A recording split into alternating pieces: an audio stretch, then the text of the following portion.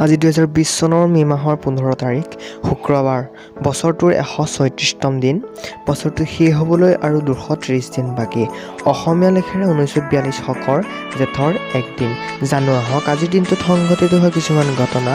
যিসমূহ ঘটনা ইতিহাসৰ সোণালী পাতত লিপিবদ্ধ হৈ আছে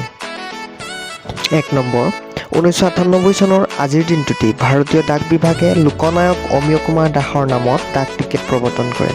অমিয় কুমাৰ দাস এজন ভাৰতীয় সমাজ সংস্কাৰক গান্ধীবাদী নেতা শিক্ষাবিদ লেখক আৰু অসম চৰকাৰৰ প্ৰাক্তন মন্ত্ৰী আছিল তেওঁ মহাত্মা গান্ধীৰ the story of my experiments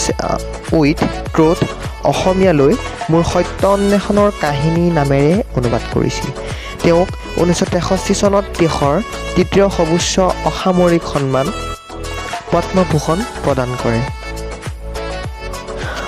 2 number 1907 চনত আজিৰ দিনটোতেই ভগত সিঙৰ লগত একেলগে ফাঁচীৰ দণ্ডৰে দণ্ডিত হোৱা সুখদেৱ থাপৰৰ মৃত্যু হয় 3 নম্বৰ 1958 চনৰ আজিৰ দিনটোতেই ছোভিয়েট ৰাছিয়াই স্পুটনিক 3 উৎক্ষেপণ কৰে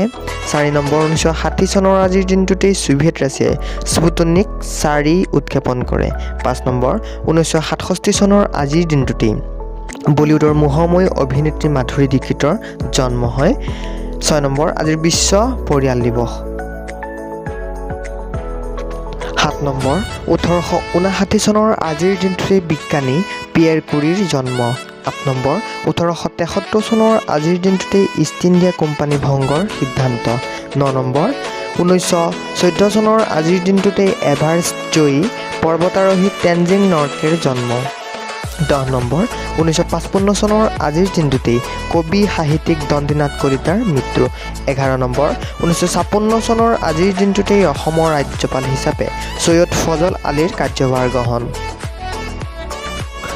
12 নম্বৰ 1996 চনৰ আজিৰ দিনটোতে প্ৰফুল্ল কুমাৰ মহন্তৰ নেতৃত্বত অসমত দ্বিতীয়বাৰৰ বাবে অসম গণ পৰিষদ দলৰ চৰকাৰ গঠন 13 নম্বৰ 2010 চনৰ আজিৰ দিনটোতে ভাৰতৰ প্ৰাক্তন উপৰাষ্ট্ৰপতি ভেৰো সিং শেখাৱাটৰ মৃত্যু 14 নম্বৰ 2015 চনৰ আজিৰ দিনটোতে ভাৰত চীনৰ মাজত 24খন দ্বিপাক্ষিক চুক্তি সম্পন্ন